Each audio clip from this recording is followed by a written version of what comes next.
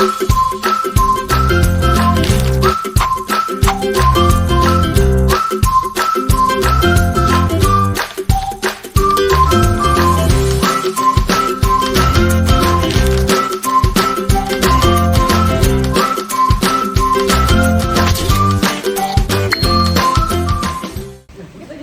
perkenalkan nama saya Merania Santi dari Fakultas Hukum Universitas Internasional Batam dengan NPM 2451047. Hai guys, sekarang aku lagi di Arab. Perkenalkan, nama saya Dava Rafika Catufa, NPM 2451009.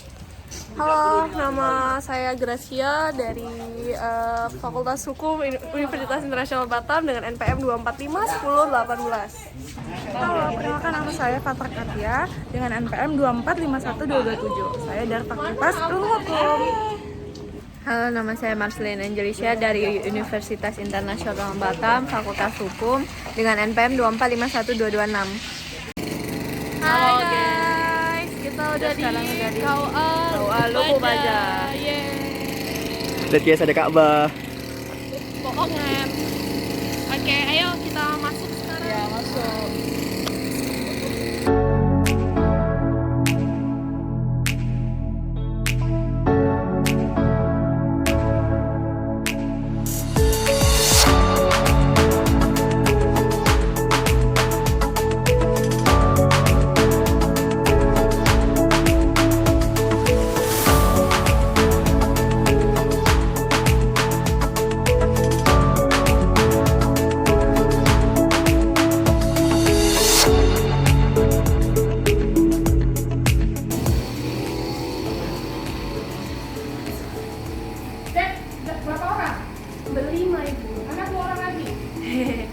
Makan.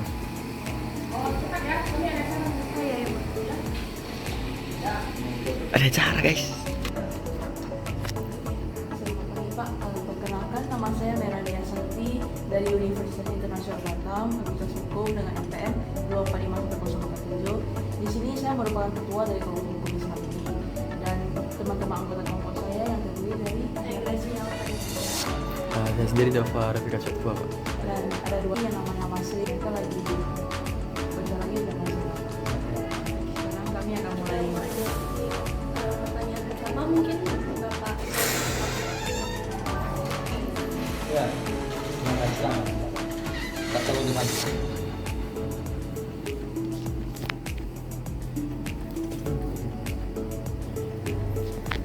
Mungkin mulai dari pertanyaan pertamanya, bagaimana ya Pak prosedur untuk mendaftarkan pernikahan di Bapak?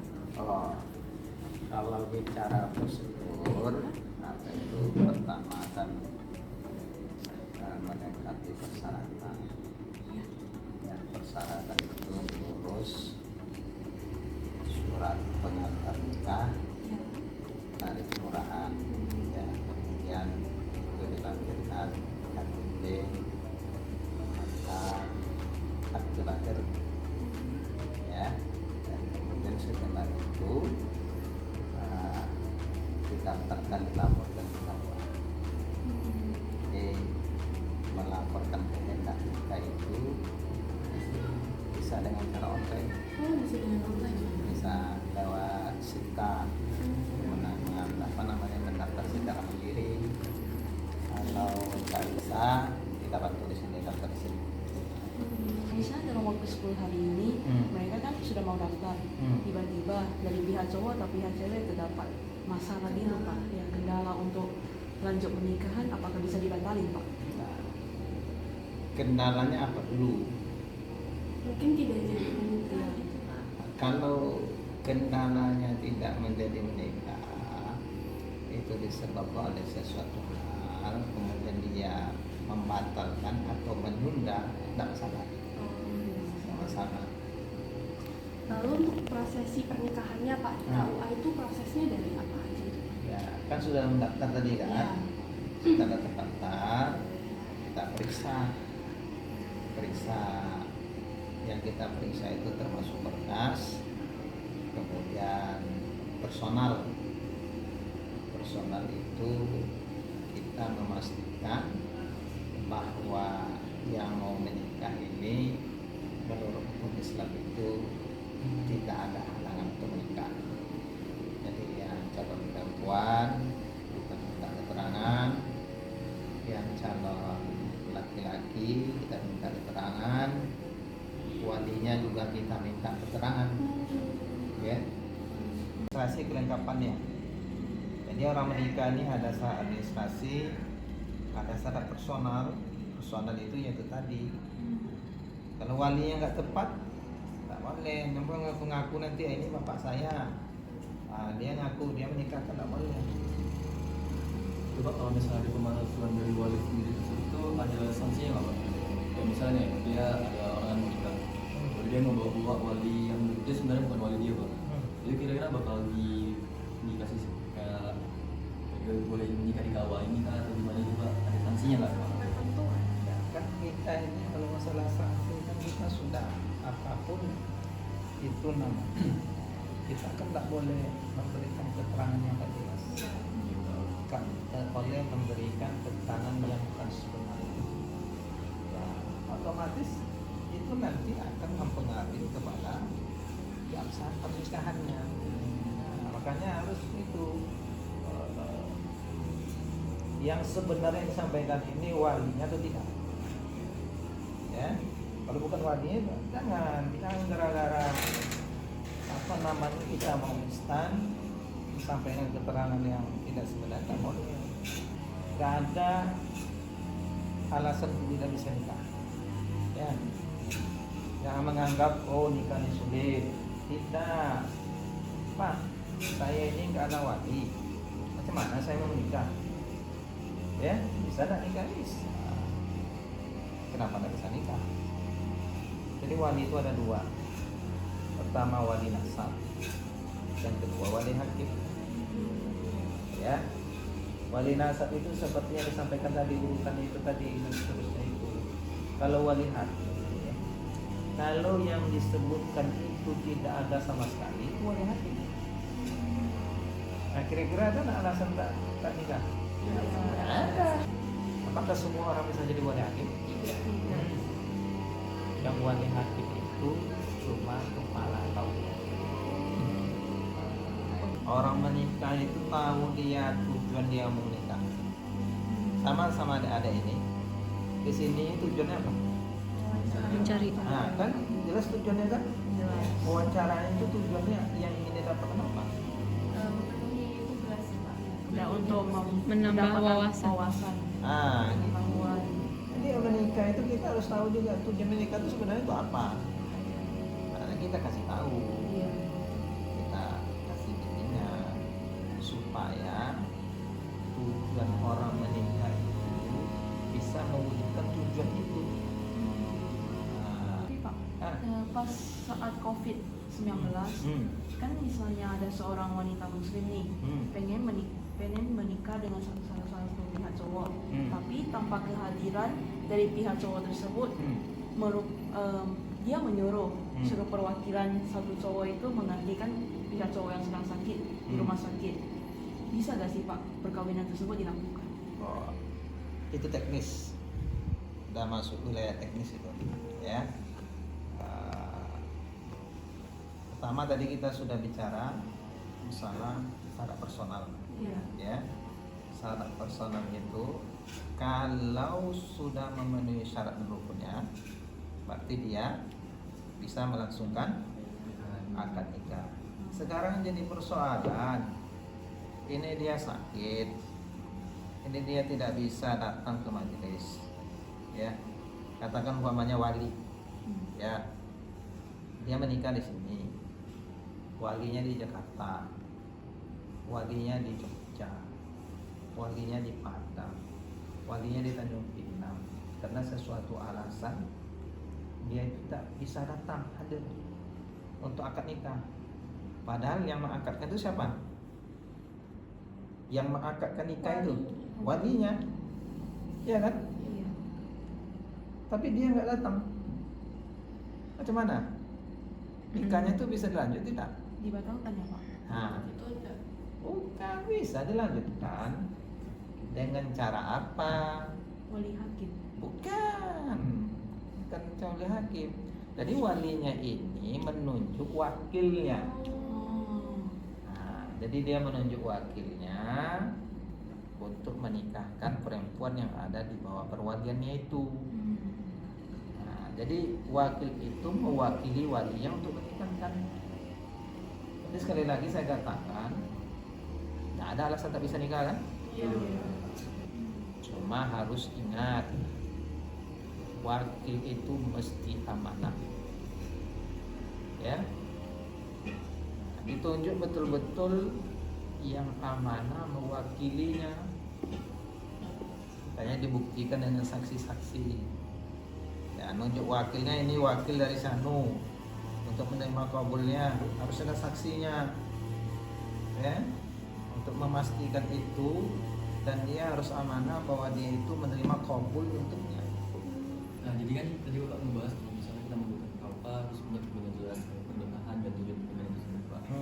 Nah, masalahnya kan di Indonesia ini juga kita sering menjumpai beberapa anak muda yang mereka tuh udah pergaulan bebas lah, Pak. Jadi mereka udah bisa dibilang hamil di luar nikah, dan umur mereka tuh belum mencapai batas minimal untuk nikah itu di Indonesia kan sesuai diatur dengan undang-undang tahun 2016 itu kan 19 tahun ya, Pak. Ya.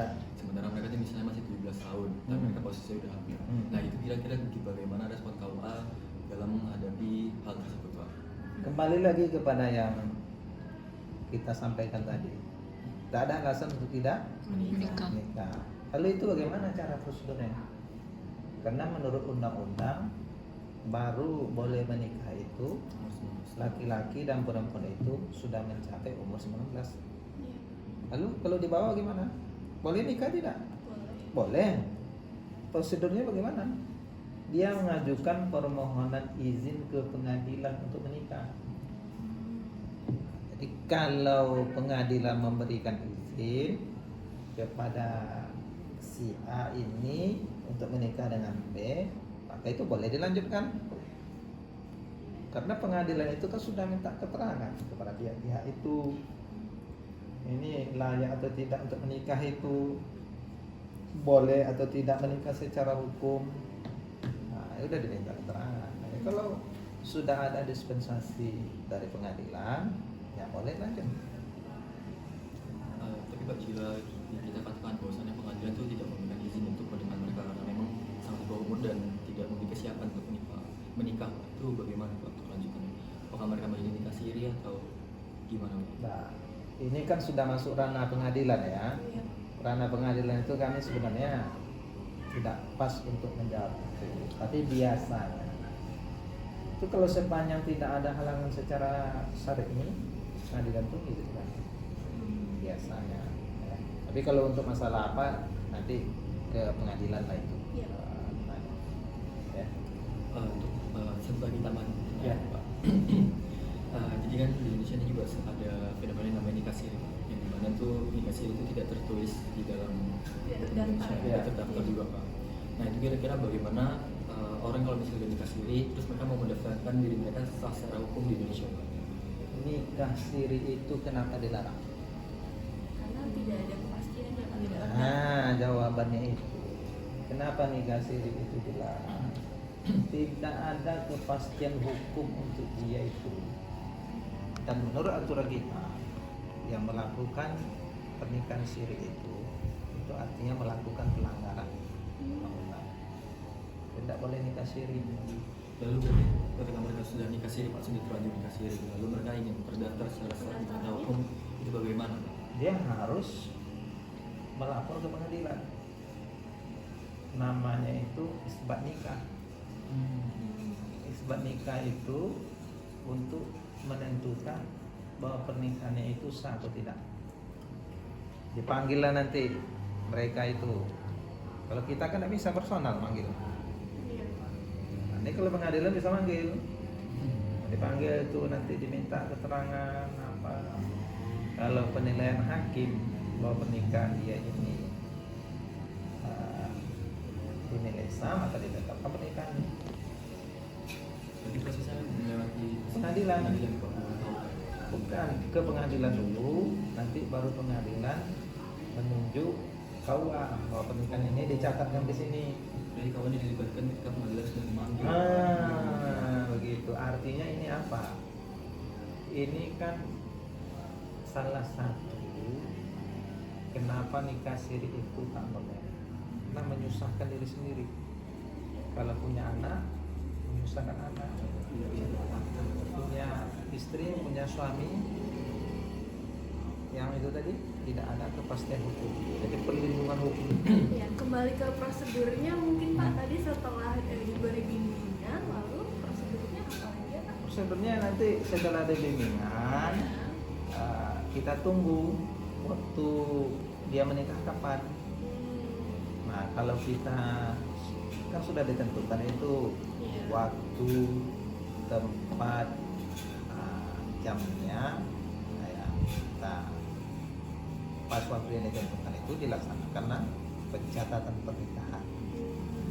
Baru dicatat pernikahan itu, ya, dicatat siapa saksinya, itu dicatat tanda tangan. Bukti pernikahan itu, bukti autentiknya adalah akte nikah. Nah, dari akte nikah inilah pasangan suami istri dapat buku nikah. Akte itu disimpan di kantor tua. Buku nikahnya dipegang oleh pasangan suami istri. Jadi kalau ada buku nikah tapi nggak ada tercatat di KUA, itu asli nggak tuh? Tidak. Nah, itu. Jadi bisa dibuktikan itu. Kalau ngaku nih, saya nikah nih. Nah, ternyata di KUA tak ada, berarti tidak Asli ya Pak. ya tercatat itu di KUA. KUA itu tugasnya melakukan pernikahan. Kemudian Mungkin mengenai mahar ya Pak. ya mahar. Boleh dijelaskan sedikit Pak Iya. mengenai mahar? Mahar ini untuk orang menikah ini sebuah keharusan. Wajib ya Pak. Wajib, ya. Tapi bukan rukun ya. Iya. Harus iktidok. Tidak itu mengikut apa yang diajarkan oleh Nabi. Ya kita yang Muslim ya. Ini apa? Kristen. Ya. Ya jadi ini kalau yang Muslim itu ngikut ya, mengikut apa yang diajarkan Nabi. Nah masalah berapa ukurannya? Ya, itu kesepakatan. Kesepakatan laki-laki yang perempuan. Ya berapa ukurannya? Tapi perlu diingat mahar atau mas kawin itu kalau sudah menikah itu menjadi hak perempuan. Nah, jadi hak perempuan. Jadi harus tahu perempuan itu haknya apa. Ya kalau mau nikah nanti harus tahu. Ini mahar nih hak perempuan. Nah, jadi ketika tahu haknya timbang-timbang lah. Ya, memang apa namanya itu tidak ditentukan ukurannya, tapi yang wajar dan itu apa namanya itu karena tidak memberatkan. Jadi pasangan itu jangan sampai berat. Yang gara-gara mahar itu berat, jadi tertunda pula nikah juga. Ya, jadi makanya ditimbang-timbang lah. Ya, kalau bisa ringan, kenapa harus berat? Ya. Nah, itu kalau dipakai oleh suami bagaimana kedudukan mahar itu? Boleh nggak dipakai oleh suami? Atas izin istrinya mungkin. Iya, atas izin istrinya. Kalau suaminya minjam, itu harus diganti utang. Karena itu punya istri. Tapi kalau istrinya berbaik hati, Mas, udah, Bang, ini pakai aja, tidak masalah. Ya. Tapi kalau Masnya utang, harus diganti utang loh, punya orang. Iya. Nah, ijab qabul ini harus digunakan kata-kata yang tujuannya untuk menikah. Ya, saya nikahkan, saya kawin, harus jelas. Tidak boleh, saya pinjamkan boleh tidak? Tidak boleh, karena apa? Karena bukan siwat yang digunakan atau kalimat yang digunakan untuk nikah. Soalnya Oke, mungkin setelah itu di buku nikah ya ada yang disebut dengan sigat taklid. Sigat taklid. Iya, boleh dijelaskan? siwat taklid itu janji suami terhadap istri. Iya. Nah, siwat taklid ini kapan berlakunya? Ketika suami melanggar yang dibaca tadi, siwat taklid itu, dan istri tidak bisa terima, tidak ridho, kemudian istri ini melapor ke pengadilan. Laporannya diterima oleh pengadilan dan disahkan. Suami istri bayar 10.000 sebagai iwat. Nah, dititip duit iwat itu ke Badan Amil Zakat Nasional untuk keperluan ibadah sosial. Nah, diputuskan oleh pengadilan. Nah, ini sudah melanggar, si fulan ini sudah melanggar siwat taklid. Nah, itu. Jadi bukan gara-gara suami keluar kerja 2 bulan 3 bulan tak balik putus, tidak. Ya, dikunci. Kalau istri tidak ridho dan dia melaporkan ke pengadilan, pengaduannya diterima, istri bayar 10.000 rupiah, nah, baru. Jadi kadang-kadang ada yang berpendapat ini kan sudah lewat 3 bulan tak ngasih nafkah, ini sudah pergi 2 tahun tak ngasih kabar, kami udah bisa. Tidak seperti itu. Ada prosedurnya ya. Ada syaratnya yang di dalam akad itu ya, yang setelah akad itu ada beberapa poin itu ya, tidak memberi nafkah, menyakiti badan, meninggalkan istri selama 2 tahun lebih. Nah, kalau itu dilanggar bisa ridho. Bagaimana kalau suaminya merantau 3 tahun tapi dia ridho? Tidak apa-apa. Bagaimana kalau suaminya tak ngasih makan selama setahun tapi dia ridho? Tidak apa-apa. Yang masalahnya itu kalau istrinya itu tidak ridho, itu baru masalah. Nah, kalau bagi suami apa masalahnya? Ya dia kan tidak menjalankan tugasnya sebagai suami. Ya kalau istrinya tidak ridho, ya berarti dia melakukan semua kesalahan. Tapi kalau dia ridho, Nggak masalah. nah, cuma suami itu dinilai tidak menjalankan kewajiban. Hubungan dia sama Istrinya. sama tuh kan. Dia tak menjalankan kewajiban. Jadi itu seputar masalah mahar. Ya. Mahar, orang bilang mahar, orang bilang mas kawin, itu sama ya. Oke. Mungkin dari teman-teman lain ada? Ada? Teman lain yang mau ditanyakan? Tidak ada? Mungkin cukup Pak dari kami. Silakan Mei. Sekian penjelasan dari Bapak untuk kami. Kami mengucapkan terima kasih atas waktunya Terima kasih Bapak. banyak. Ya, sama-sama. Kami juga senang ada adik ini datang ke sini, jadi kita bisa sharing, berdiskusi, berbagi informasi, ya. Kalau enggak seperti ini, kalau enggak ke sini kan? Iya. Belum Pak mungkin ya. Lagi sini pas nikah ya. Ya, pas nikah aja Pak, baru kami datang sini. Kan boleh saja nanti nikahnya di sana, enggak ke sini. Kan? Oh ya. Nah, ya. Iya Pak. Nah, jadi gitu. Terima kasih atas kehadiran. Terima kasih Terima Pak. kasih banyak Terima ya, kasih Pak. banyak Pak atas waktunya. Ya. Nah, sukses ya. Amin. Amin. Terima kasih Pak. Terima kasih Pak.